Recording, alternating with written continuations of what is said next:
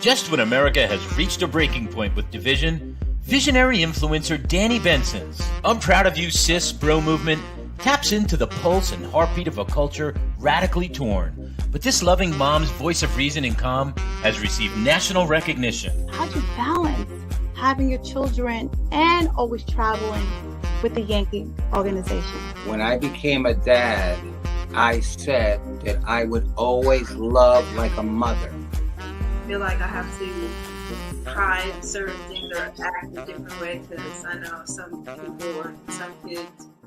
So join Danni Benson as she celebrates her special guests on her show and highlights their gifts and contributions to our world.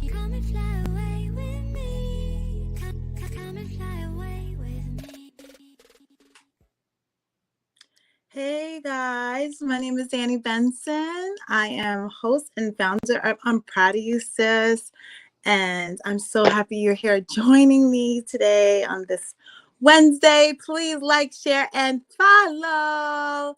Tell your friends, tell your neighbors, tell everybody. I'm so happy you are here. You know, we are still celebrating Women's Month, but Women's Month is every single day of the year, but it's great to highlight women in the month of March. My show, I'm Proud of You Sis, focuses mainly on empowering women and giving their flowers to women that we might not hear about every single day, but they are affecting our community so impactfully that I want you to know their name and I want you to know who they are. So sometimes we do have I'm Proud of You, bro. So if you have any men that you want to highlight on I'm Proud of You Sis, please let me know. But Miss Theresa Sanders, she is the founder and CEO of Urban League of Long Island. I'm so happy she's here. I had an amazing event, Self-Love Day at St. Francis Hardeman on February 9th. And she was one of my speakers that came to empower our second graders, you know, because if we don't invest in our children today, what we put in today is what we get tomorrow. So it's important to uplift our children, give our children affirmations, give our children hope, give our children the tools to win today so they can be successful today, tomorrow, and in the future. But Theresa has a C-suite executive for over 20 years. As Urban League of Long Island president and CEO, Ms. Sanders has developed direct service programs that helped infuse millions of dollars into the regional economy. By empowering individuals to become economically self-sufficient and socially conscious community members. In addition, Ms. Sanders is a lead coordinator for the State of Black Long Island Equity Council and Research Initiative of Long Island Press, top 100 influential people. She's also a member of the Hall of Fame for Long Island Business News, top 50 women, and also a member of Alpha Kappa Alpha Sorority Incorporated and one of the city and state Long Island's Power 50 people. She is born in Long Island, went to school in Long Island. She's a true Long Islander. So I just want to welcome and give her flowers to Miss Theresa Sanders. Hi. Hi. How are you? I'm good. Thank you for such a warm introduction. Danny, and you, I want to offer you back some flowers. We should do that concurrently. I was excited when we had that little meetup in February at the elementary school, and it is warming to see when we can come together as sisters and as a community to make sure that we uplift that next generation. But just one point of facts of information about me. I was not born in Long Island, and that is part of my legacy story. So tell me. Yes, so I was born in Harlem, New York, the Mecca of the world, I like to call it. And when we were young, my father was a New York City police officer, and then he joined the military. And that was our introduction to Long Island. We actually moved out here, and I lived on the military base in Nassau County.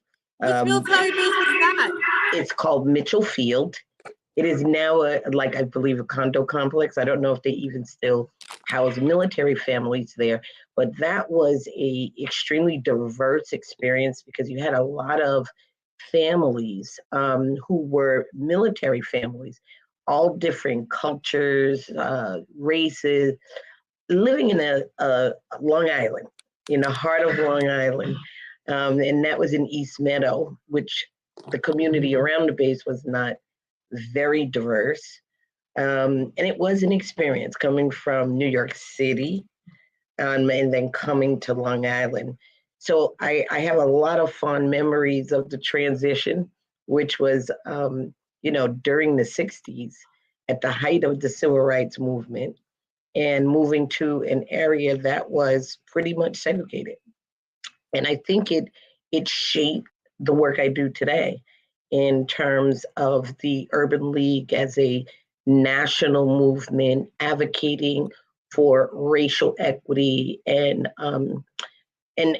diversity, having models of what we went through as Black people in America, and using some of those models with new immigrant groups that are coming. How do they adjust? How do they fit into the American dream and improve their family's quality of life? So I love what I do. I've been doing this for years.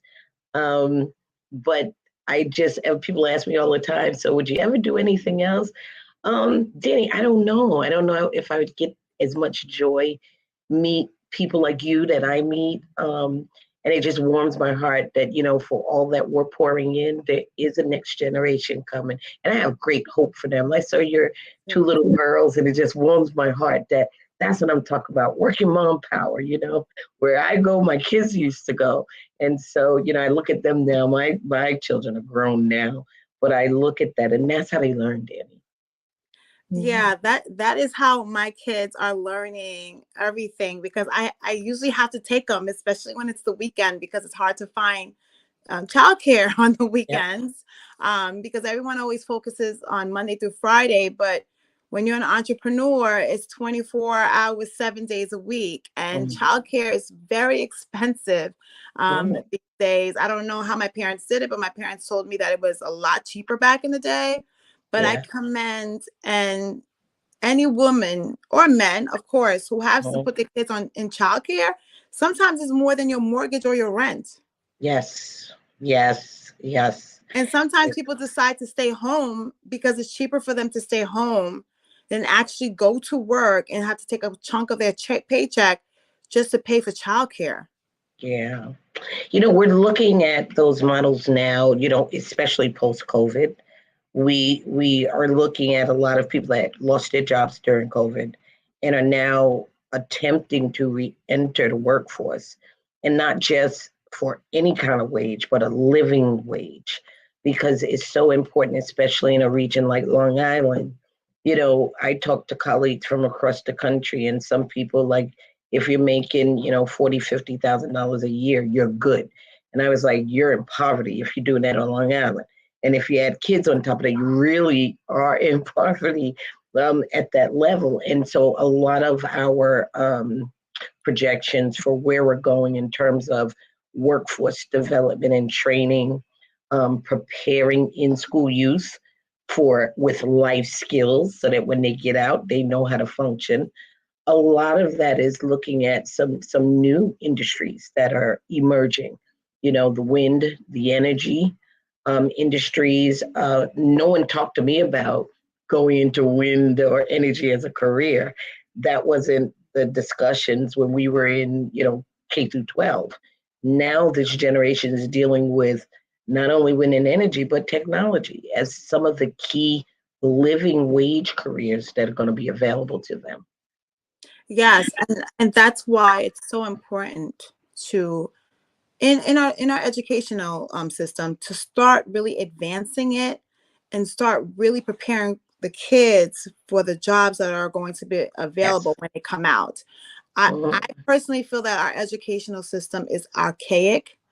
I don't really feel that it really prepares you for what is going on currently as these kids are going to school. There's a lot of careers that's going on currently that they could be be introduced to in school, right? Mhm. Even if it's the fundamentals, it's an introduction just to see if they like it or not, Right. or just to give them the knowledge, because they might end up falling into that career, so they have at least a little background of it because they've been taught it before. Mhm. And so I feel that what we have to do with our new kids, especially they're very computer savvy, Yes. they're on the internet. Mhm. I feel like they're little computers as soon as they get out of the stomach. Because I watch little girls flipping the phone, knowing where the app is. So it lets you know the Yep. capability of what kids can learn, Yes. Yes. Yes. right?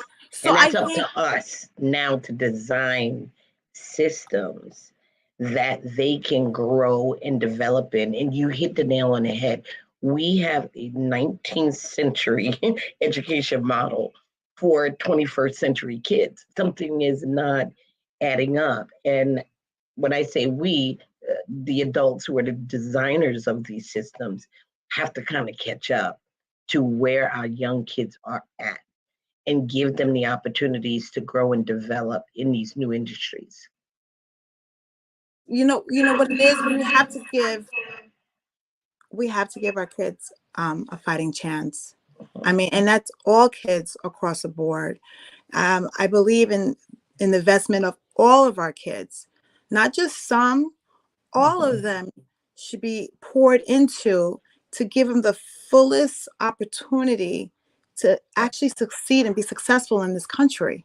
Yes. And I know we have a saying of no kid left behind, but I don't want a kid to advance if they don't know the work either.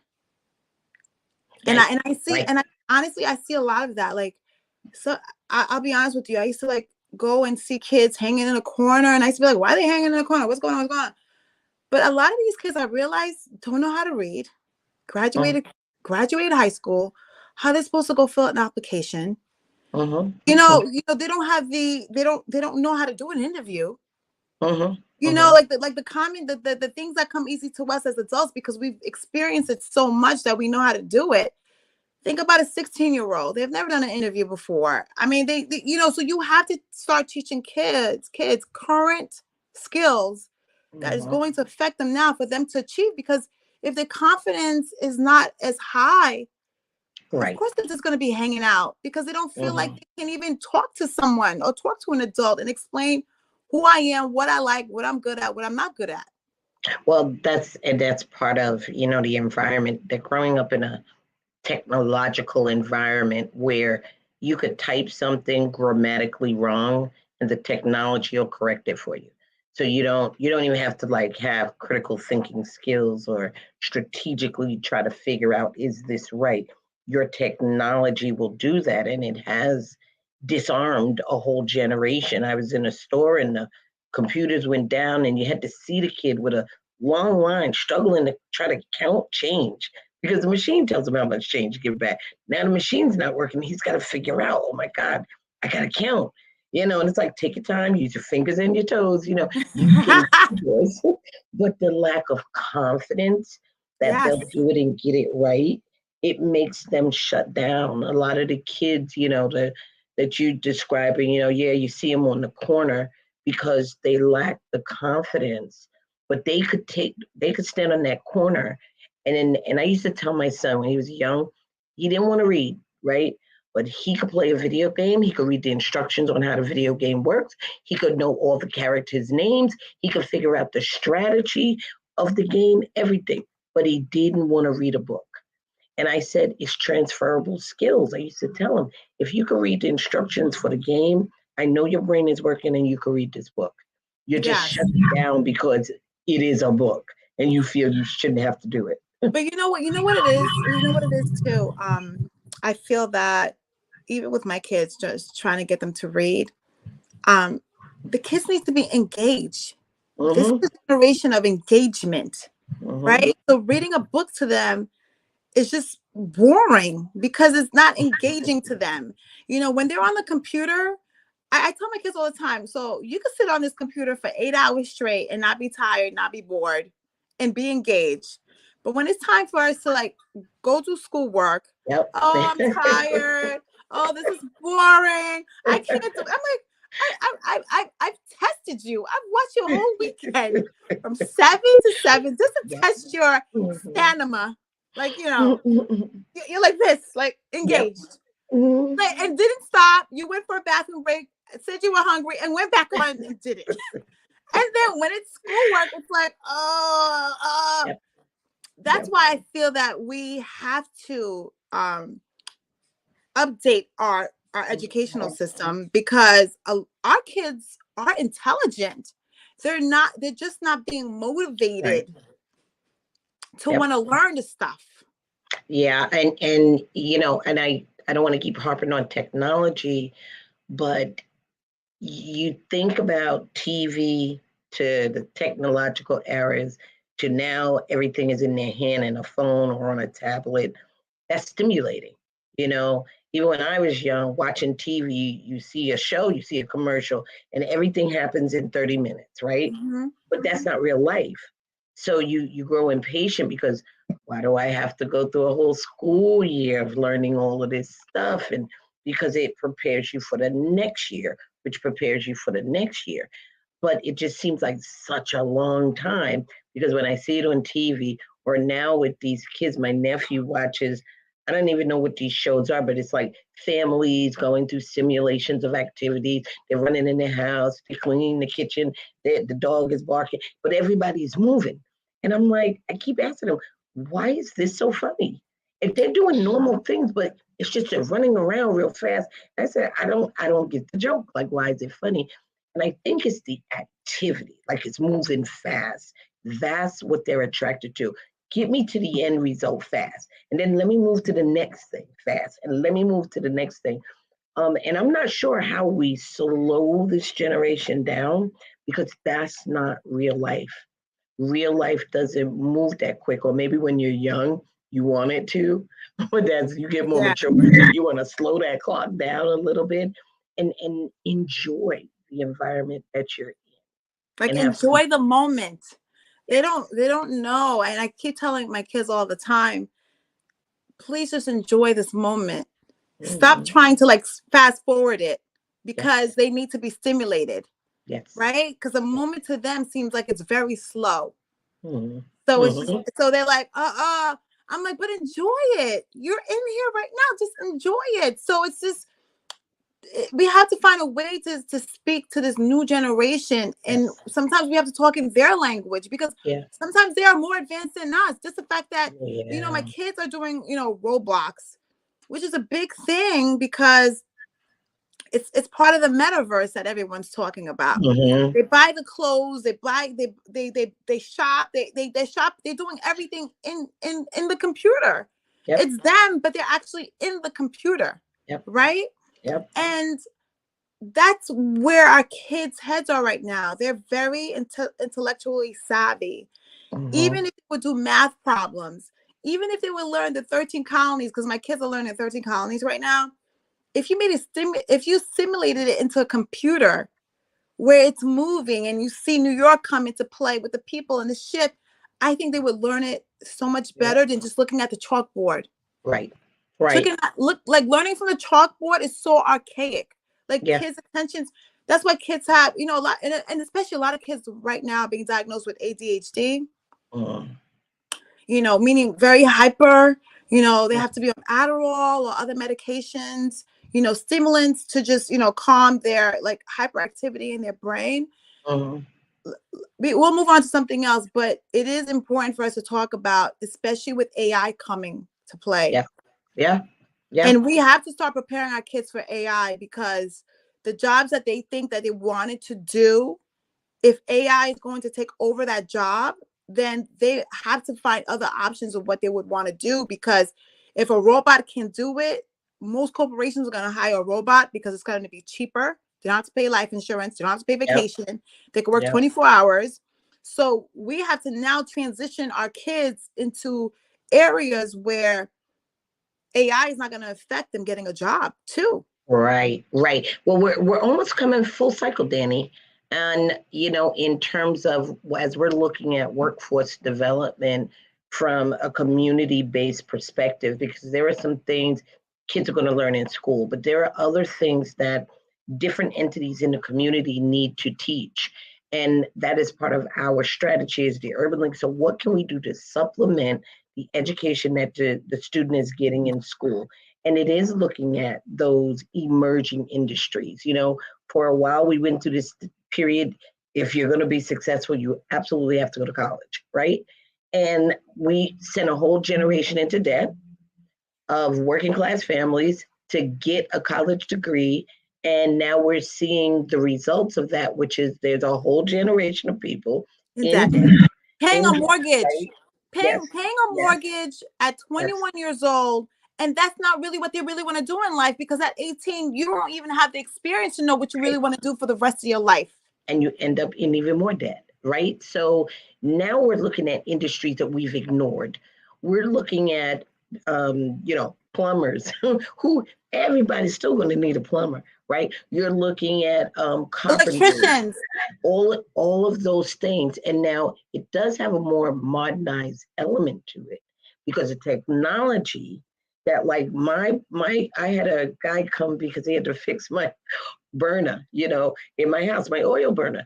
And the assessment devices, the technological assessment of what is wrong with that thing, what's wrong with your toilet, what's wrong. They're using technology now. They're not taking the whole thing apart and sitting there and looking at each part. That's a waste of their time. They're using technology. Even an electrician, he's coming through. He's not breaking down the walls. He's coming through with this technological gadget to tell you, oh yeah, okay, so this is the fuse that's out and it's broke right here in your wall. Like there is another element of training, and we need to give dignity to those jobs. You know, first of all, those jobs can't be transferred out because they need to physically be there. Local. That's why I come from the generation where BOCES was such a powerful force, and I really want them to invest in BOCES again, where 16-year-olds, if they decided that they wanted to learn a trade in high school, they would really focus on having those kids not be in the high school and going to BOCES and teaching them how to be a plumber, electrician, mechanic. These are all jobs that make plenty of money that you still need. You can't ship it to India. Or you can't ship it to another country where they can do the customer service overseas. You physically need someone there. And I want them to not make kids feel like the only way to be successful in life is to go to college. Right. And even if you go to college, maybe it's not a 4-year degree, maybe it's a certificate program. We're looking at some of the industries and jobs emerging just in the offshore wind. Do you know, you're talking about getting a training certificate and coming out making 70 grand, right? Okay, so that's pretty good as your first, you know, if this is your first job and you're like 18 years old. Now, you know, job experience makes your salary go up. So you know that from that 70 grand, after you have the certificate, you'll be over 100. Give yourself a couple of years. You will have a living wage in which is sustainable to live on Long Island. And that's the goal. That's the goal. Wow, that is that. So how do you implement that? Because I noticed that you went to DC last weekend. I saw you with Chuck Schumer, who is our senator in New York. How do you implement that? So it really is a community-based model from the ground up. So the implementation of the concepts of the model started with the founding of the National Urban League. And this is back in 1910 when freed slaves were leaving southern cities and coming to cities in the north because they felt there'd be more freedom, opportunity, better jobs. That migration period was met with the development of the Urban League that says all of these people are coming to these northern cities. How do we help them transition, find jobs, find housing? So, you know, years later, where we are now in terms of this current development of our communities is how do people transition? We still have new immigrants coming into the country, many settling in Black and Brown communities when they arrive here.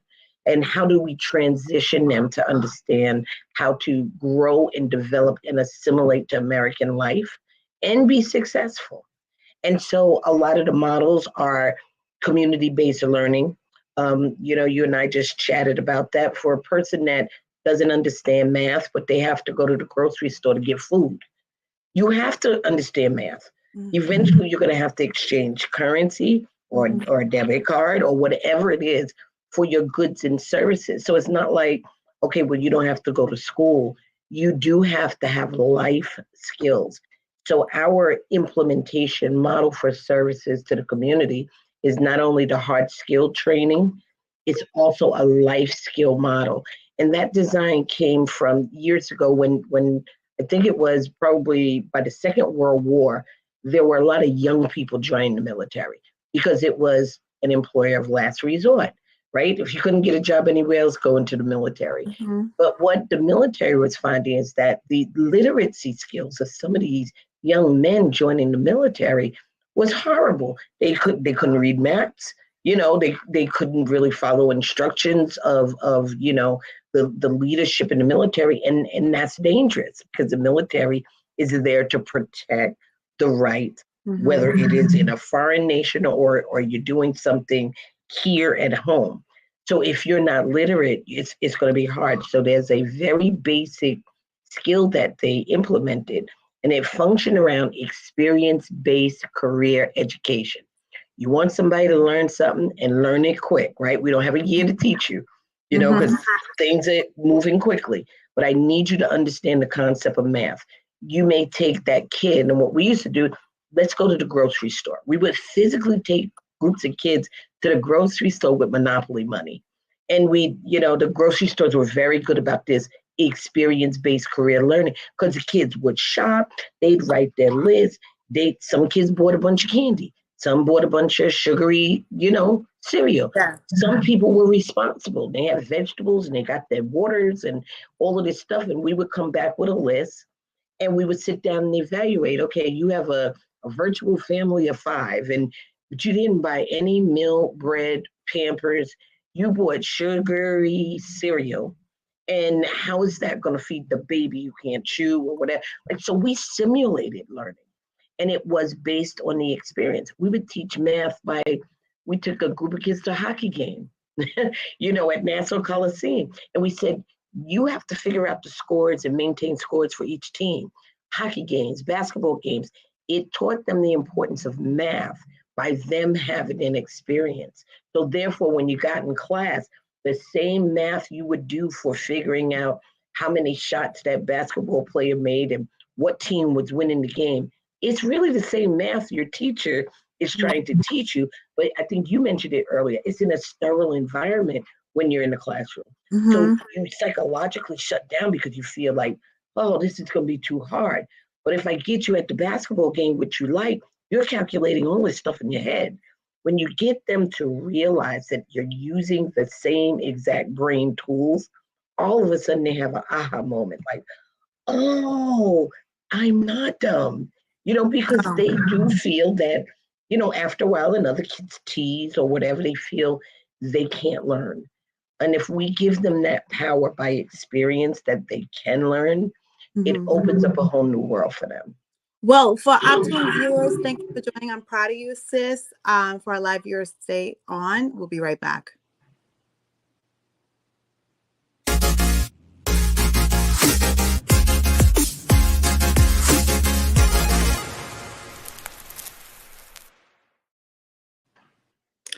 Yes, thank you, everyone. We are back. We're speaking to Theresa Sanders, the CEO, founder of the Urban League of Long Island. And we were just speaking about the essentials of our kids learning the simple math, like the life skills. And that's why I feel that school should be more about life skills than it's great to know our history. I'm not saying we should know our history. It's great to know why things are from then to understand why they are now. But in this world that we're living in, I think what makes kids really successful is for them to have the confidence to know once they graduate high school, can they survive? Yeah. Can they do a checkbook? Do they know what credit card is? Do they know what it is about to get a mortgage? Do they know how to do a job interview? Do they know how to budget? We can't even say checkbooks anymore because we don't do checkbooks anymore. But I think the reason that there's so many kids who are just lost out there is because you can't really give them a crash course on life skills as soon as they graduate high school. It's a gradual thing so they can feel comfortable about it. So as soon as they do graduate high school, it's been something that they've been doing. That's why a lot of kids are saying adulting. Like everything is adulting right now. I'm like, what are you talking about? Because our parents just threw us out there. Our parents threw us, but you know what it is? I think it's, even with the new immigrants that are coming in, it's this is something that has to be done. This is like, even I feel like, Spanish speaking people that come to this country, I feel that, yes, you can learn how to speak, you can speak Spanish, but I also feel like you should learn how to speak English. Do you understand what I mean? To help you assimilate. Because my parents are immigrants. And when they came to this country, they wanted to assimilate to this country. So my parents had to learn how to speak English, just to be part of the community where we didn't feel like we were separate from the community. I still speak French when I come into my house with my children. But when I leave outside of my home, I want my kids to feel like they're a part of this community. So we speak English so we could communicate with people. So I'm not saying anything wrong with people who speak Spanish, but I feel like it would bring everyone together if we all spoke one language as a community. You're bringing up a really interesting point. So the other hat I wear is I'm a U.S. history professor at SUNY College at Old Westbury. Wow. And we teach the history of the U.S. as it pertains to migrant patterns into the U.S. Everybody in the U.S. is an immigrant unless they are of an indigenous Indian Native American tribe. And so when you teach it that way, people get to see, oh yeah, because sometimes we get caught up that my family's been here for, 5 generations and, we own America. Well, if you want to be real, the indigenous people were here and have the ownership of the land, right? Whatever the history book says, and I won't go that deep into how every other group came in, but it's interesting that you're saying that about dual language and migrant families, because one of the things when you look at the migration of Japanese into America, and the reason that Japan was such a respected nation, this is back, 1800s, because Japan did something that was unique out of all the nations. They were educating their females. Their female children were being educated right along their male children, no separate curriculum. They didn't tell the females, you just got to be a homemaker. They were educated. They learned not only their indigenous language, they learned English, because Japan's model of how their people were going to integrate and assimilate in the world was that we're going to be able to trade with North American nations. We're going to be able to do business. And if we're going to do that as a nation, our people do have to speak at a minimum 2 dominant language, their own indigenous language, and speak English. And so this thing of, now you look at the news and it's, oh my God, people should learn English because they're in America. And there are some groups that are like, well, you should learn how to speak my language. If we're going to communicate, we must be more accepting of other groups. We have to be. We have to, the word you use, I love it, be able to assimilate with each other, not just other people assimilate with American values, but we have to have respect for all cultures. This next generation is growing up for the very first time in a global community. There is no such thing that you're just going to grow up, work in your town, or maybe work in New York City. You might grow up, graduate, and go work in Dubai, or you may want to work in China or Japan or in the Caribbean. I mean, there are global aspects to work these days. And that I feel we're missing in our educational systems because we are not so closed off. We're part of a global community. And we have to accept that and be more accepting, be diverse, be inclusive of other groups. Yes, especially now with the technology that we found out even more during COVID, we can do virtual, right? Yep. So, Yep. I Yep. can work in China and be in the United States a couple of weeks in a month, but then have to fly to China, have to fly to India, have to fly to Dubai, have to fly to Abu Dhabi. There's have to fly to Africa, Brazil. There's so many places because that me as a person can go get a job. Yep. I have friends who have jobs right now in Belize. They live in Belize. They're remote. They come here, twice. They're here twice a month, and then they go back to Belize. So they have to assimilate to the Belize. It's assimilation. But we have to give our kids that opportunity to understand there's other people besides us. Yes. Yep. And we have to tell our kids that we're all humans. Yep. We just got thrown into different places. So then our colors are different because if you were north, you were lighter. If you were like near the equator, you were darker. Or our nose is different because if you were north, the air was cold, so your nose had to be thinner. If you were near the equator, your nose was a little bit fat because you had to suck the humidity. It's really all evolution as to why we are really different. But the same common thread is that we're all humans. Right. And that's it. Yep. And then the more that especially Americans can understand that we should welcome all cultures because it will benefit our children in the future to be open to all cultures, and it will benefit our economy of the trade. You brought up some of the most current research that we've been doing as Urban League of Long Island over the past 7 years. We started looking at where will we be as a community-based organization on Long Island in the next 5, 10, 20, 50 years, right? And one of the things, and we met with some of our board members, we met with other constituents, funders, students in our program. And one of the things that came out, and I'll never forget this, and we were working with Long Island Community Foundation. What came out of that was we need data that talks about issues, because after a while it just sounds like you're whining, and every group has an issue, so it's not just about, okay, African Americans, you have this problem and my problem is bigger than yours, or go to the Jewish community, oh, you had a problem historically but your problem is worse than mine. We're still comparing problems. We're not getting to the solution. So we came up with SOBLE, which is the State of Black. And we said SOBLE is going to focus in and create a model around a racial discrimination and how is that impacting the entire community on Long Island. And after all of that research, we came up with Long Island, Nassau Suffolk County was losing $24 billion. $24 billion in its GDP because of racial inequities.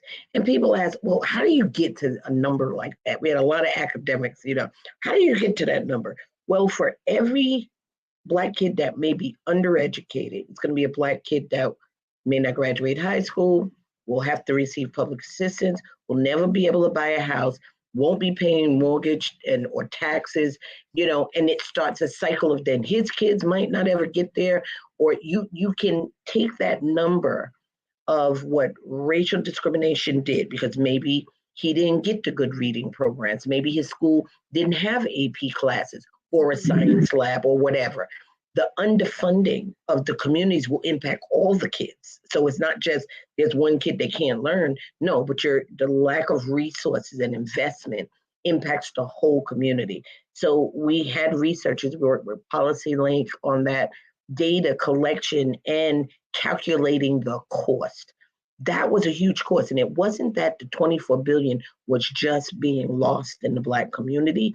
The $24 billion, I rounded it up, was being lost in the region. That's the families that now can't go out and go shopping. They're not going to buy the house. They can't, take a vacation or go to Splish Splash or eat at Applebee's or whatever.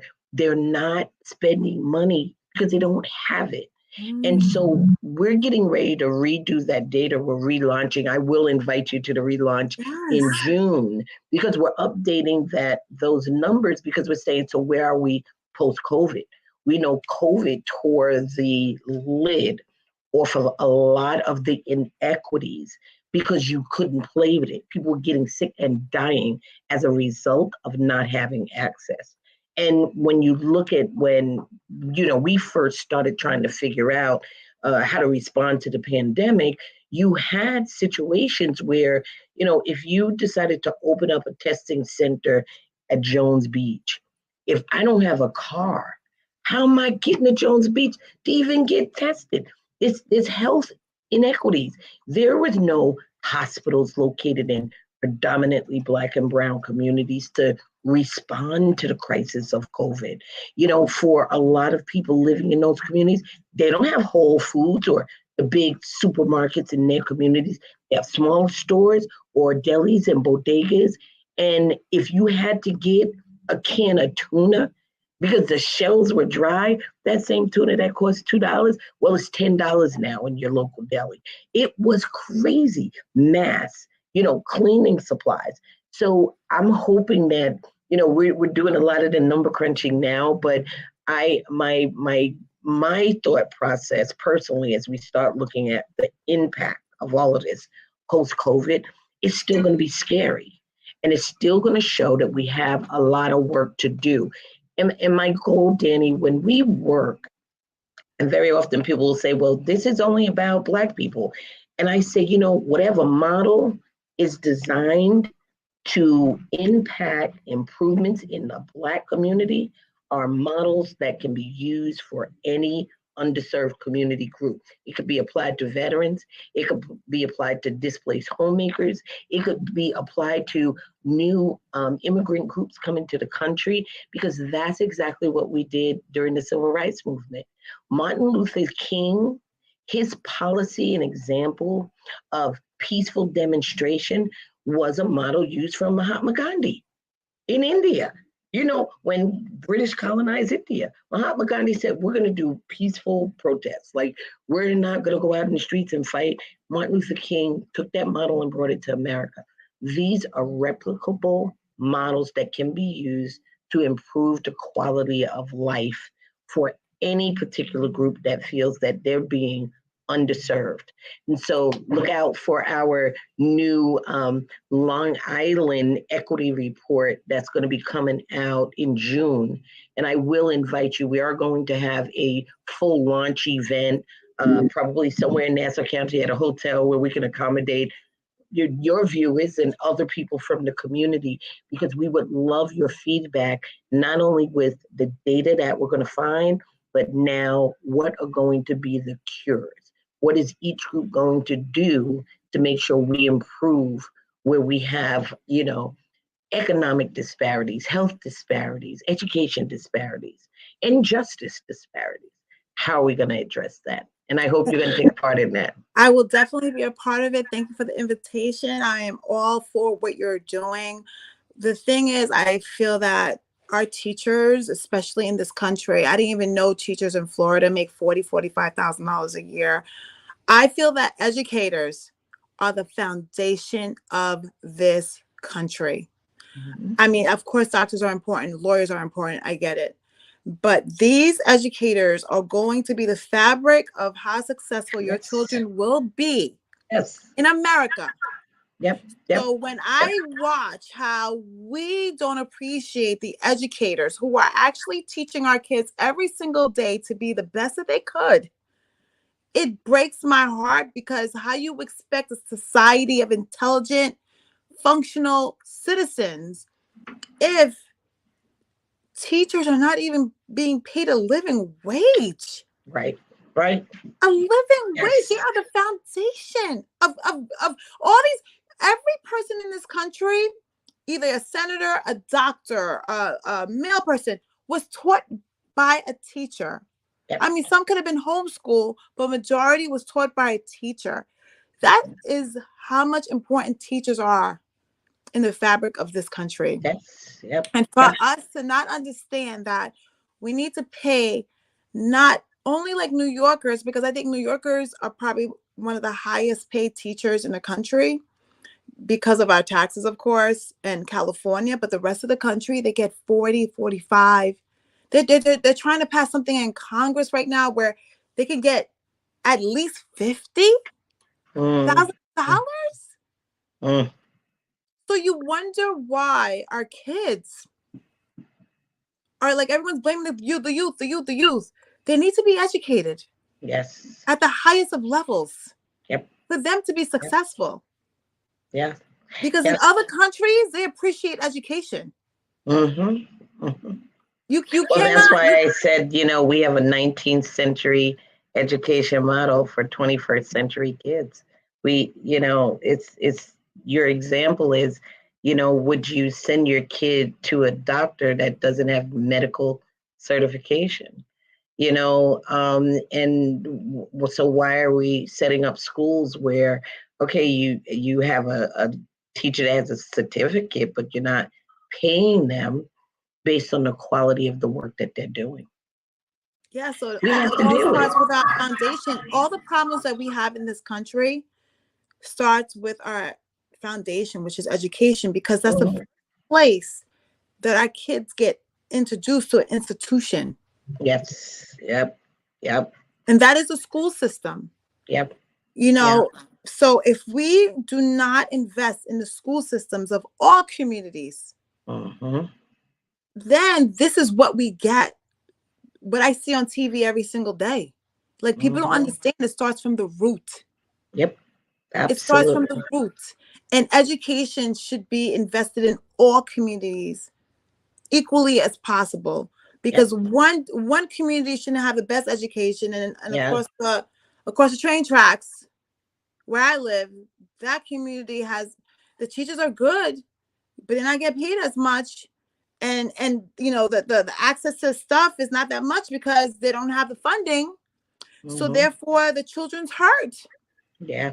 My daughter works in a school system in New York City, and she was saying that, because she's gone on, a couple of interviews and looked at, the private schools and the disparity, and she teaches science and forensics. And she's like, in my public school, we're piecing things together in the science lab. She said, I go to this private school, they've got everything laid out.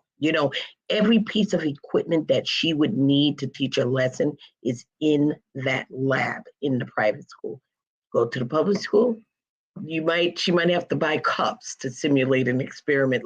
And then the teachers are buying things. That's the other part, Danny, when we're talking about underpaying them, then we're expecting them to use their own resources for supplies in the school. We do have to work on that. And that reminds me of the advocacy part that the Urban League plays. Under our State of Black, Long Island, we have these advocacy groups that work in each of the issues, whether it's, health equity, whether it's education equity. And we look at policies, state, local, federal policies. Maybe a policy doesn't exist that should exist. Like you're talking about the minimum payment teachers should make. Is that something that we get our education action team to advocate around? Or if there's a policy, we went through the lack of access for advanced placement classes for children of color. How come you can't get a leg up before you go to college and have some college level classes that you could take in high school? Other schools are doing it. Because I took AP classes, which saved me a lot of money in college because they actually transferred. So I was in senior year when everybody was like, oh, I'm free. I was like, no, I'm taking all the AP class. I literally took, you know what's so crazy? I graduated college in 3 years. There you go. Yep. In 3 years. You know how people doing it in 5? Yep. I did it in 3 years. Yep. Because I started as a senior. Yep. I didn't even have to take a language in college because I took AP Spanish in high school. So it saved me so much money because I saved money on credits when I went to college. But that is an advantage I had. But Yep. it's not fair. Look, I know we live in a capitalist society, but education should be equal across the board. Yes, I agree with you. So we're going to invite you to join our action team meeting on March 21st. It is virtual. This is our State of Black Long Island monthly meeting, and open it up to viewers. Also, I will, put something in the chat so that we can invite people, because I tell you, one of the challenges that we have is that people don't know where to go get the information. And, Sobley's Equity Council, it's not just, okay, we have a group that meets. We have a group that meets to arm people with information. So when you go back to your community, you've got something to fight with. Many people don't want to show up at PTA meetings, school board meetings, because you feel intimidated. Like, I don't know what's going on. Well, when you're part of like a Sobley Education Action Team, you will kind of understand parameters of how to advocate for yourself in those types of meetings. And then you have a resource team. If they're saying something you don't understand, you go back to your Sobley council and go, I wasn't sure, but they were talking about, why we cannot have AP courses. And then we'll give you something that says, the state law says you can, or if your school can't do it, you can get your child to participate in taking classes at one of the local colleges or something. Like, there are so many strategies, but first we have to start talking to each other. Yeah, talking to each other. And I recommend everyone to please join a PTA, or at least go to the meetings to know what's going on in the school. And you have a right to speak, because your children do attend. Or if they don't attend, if you live in the community because you're paying taxes, you do have a right to speak. And also, I have to say, go to your school board meetings, because that is where the policies are being made. And a lot of people take that for granted. But I've been to a couple because I'm trying to push my self-love day. And really, the policies is made by like a gang of 12, Yes, yes, no. And it's really who shows up, and it's really who fights for it. Yes, we did. This is like very current, because there was a community rumor that went around that one of our most effective school superintendents, Dr. Gina Talbert, her contract wasn't going to be renewed. And this all happened like in a week. It was like, wait, what? There's so much difference in that district. What did she do? Nobody could come up with anything she did, nothing, right? So the call to action was everybody just show up to the school board meeting, because eventually we'll hear whether this is something really valid or you hear that it's not anything valid. Mm-hmm. And so we all show up last night. And of course, I love Long Island and its meetings. So the public meeting started at 7. It was a little after 10 when I ended up having to leave. And then I did get a text message at around 11:15 that the vote was to extend her contract. But would that have been done if the room was empty, or if the same, quote, 12 people were making the decision with nobody watching? There was a lot of attention, and you didn't have to do anything. Show up and show that you are concerned. And that's the heart of advocacy. You don't have to be the leader, but you do have to be present. Yes. That's the key. Yes, that is the key. Being present, and being present to vote is the key. That is the key to this country, in period. That's why DeSantis is so successful in Florida, because his movement is, let's start from the grassroots. The grassroots is the Board of Education. You elect the key people that side with you in the Board of Education, and guess what? You get the policies that you want basically in the school. So when you want to get rid of books, hey, we don't like these books. And who's voting? The people he chose to sit in these seats. So guess what? The book is not going to be available. So there you go. So you know what I learned in my whole life? You have to be part of the political system. Mm-hmm. That is how you make change. You can march all you want, but if you're not going to march and have an action plan of being part of the political system, if they don't hear your voice, like, the people who are serving us that we vote for or don't vote for, they're going to do what they want to do. They go to the places that make the most noise. They go to the places that make the most noise. So sometimes in the Black and brown communities, when I know that they feel defeated, they're like, oh, nothing's going to change. I'm like, change starts slow. It's a small step every single day. That's what change is. So it might take generations to change, but if you don't do it actively every single day, it's not going to change. That's right. That's it. That's the part. And we started the show talking about technology and people's patience and our kids and how they want to move fast. But it's the same thing for some of our adults. You have to engage. You have to give your time. Nothing happens overnight, but it will change if you are consistent. Mm-hmm. And we need to arm each other with consistent skills. Not have one meeting where we're talking about one thing and then we change up the whole thing because people will stop attending. But we do have to teach that. We have to teach advocacy and engagement. That's not a course, but you learn that. You learn it from your parents. You might learn it in a religious institution. You might learn it on your college campus, but in some way we all have to be civically engaged if we want to make this world a better place to live in. And I dropped in the chat, the link for the Soberly meeting. It is virtual, so it's open to the public if, you want your audience to attend. And of course, we welcome you, Danni, to be part of any of our actions. Yes, please. Please let me be a part of it, because in the 8th grade, my 8th graders said I was going to be the first Black woman president. Well, first woman president. I was in 8th grade. I had the plaque in my room. My parents... I've learned advocacy like my whole, I don't know what happened with my parents, but they taught me. They was like, look, we have 3 jobs. We're going to teach you how to fight for yourself. So they taught me and my siblings, because my parents were immigrants. They was like, look, you're going to have to be the voice for you and your siblings when we can't be around. Yep. So they taught me how to fight for injustices. So even your goddaughter, Laquetta Solomon. Yes. We went to West Babylon High School. And we came up with a company called in 12th grade, because it was racial disparities, called SCOPE, Significant Contributions of People Everywhere.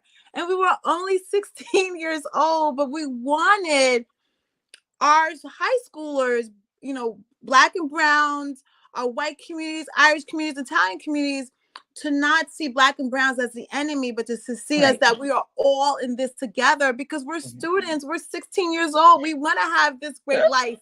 We all do. So we're not a threat to you. We're actually a bonus, because you get to learn things from us and we get to learn things from you, so we can advance together. So activism does work if you are consistent, and understand that if you get no's, you will get to someone that says yes. You just have to keep pushing.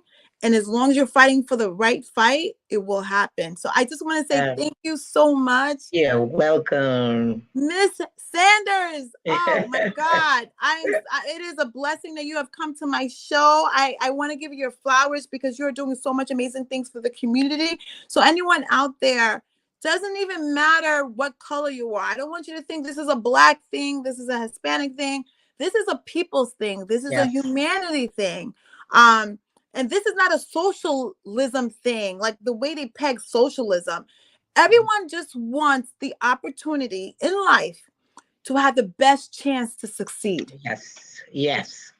And that's it. This is not like, we're asking for handouts.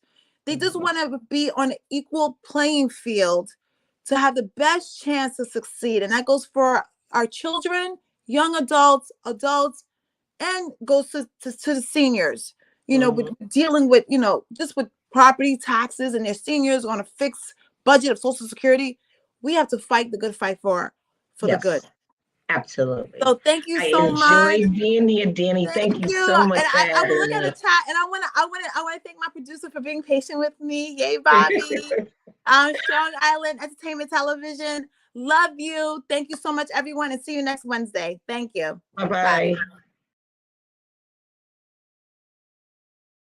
Chamber.